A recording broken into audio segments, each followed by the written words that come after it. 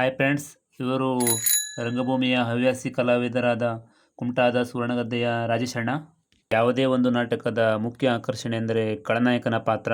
ಆ ಪಾತ್ರಕ್ಕೆ ಅರ್ಥಪೂರ್ಣವಾಗಿ ಜೀವ ತುಂಬುವ ಸೂಕ್ತ ವ್ಯಕ್ತಿ ಇವರೇ ಅಂದರೆ ತಪ್ಪಿಲ್ಲ. ಇಂತಹ ಹೊಸ ರಂಗಭೂಮಿ ಕಲಾವಿದರನ್ನು ಪ್ರೋತ್ಸಾಹಿಸುವ ಉದ್ದೇಶದಿಂದ ಈ ವಿಡಿಯೋ ಹಾಕ್ತಾ ಇದ್ದೀನಿ.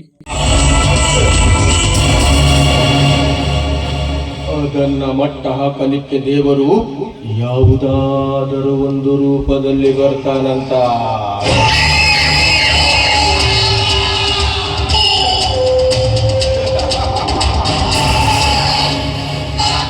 ಆದ್ರ ಇದು ಕಲಿಯುಗ.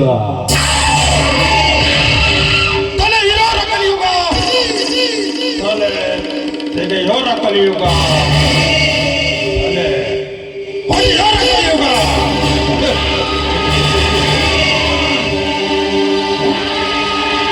ಅಂತದ್ರಲ್ಲಿ ದೇವರು ಹುಟ್ಟೋದಂದ್ರೇನ?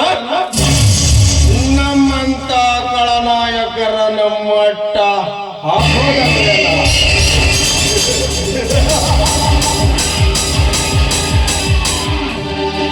ಸತ್ಯವಿಲ್ಲ.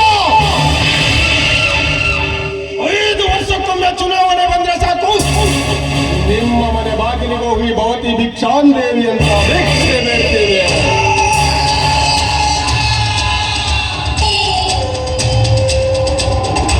ತಿನ್ನಕ ಕೂಳಿಲ್ಲ ಅಂತಲ್ಲ,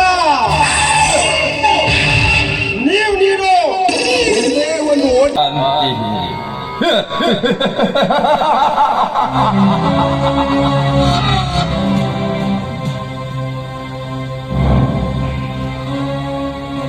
ಈ ಧರೆಯಲ್ಲಿ ಚಂಬದಿಂದ ಚಂಕರಿಸುತ್ತ ದರ್ಪದಿಂದ ದಾಪುತ ಗುರು ಕುಲಾಧಿಪತಿ ಗೌರವನ ಹಾಗೆ ಚಿತ್ತಿಗೆ ಬಿದ್ದು ತಲೆ ಉಳಿದಿದರು.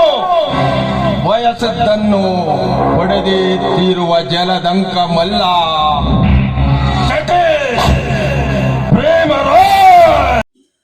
ಫ್ರೆಂಡ್ಸ್, ಈ ವಿಡಿಯೋ ನಿಮಗೆ ಇಷ್ಟ ಆದರೆ ಲೈಕ್ ಮಾಡಿ. ಹಾಗೆ ನಮ್ಮ ರಾಜೇಶ್ ಅಣ್ಣ ಆ್ಯಕ್ಟಿಂಗ್ ಬಗ್ಗೆ ನಿಮ್ಮ ಅಭಿಪ್ರಾಯ ಏನಾದರೂ ಇದ್ದರೆ ಕಮೆಂಟ್ ಬಾಕ್ಸಲ್ಲಿ ತಿಳಿಸಿ.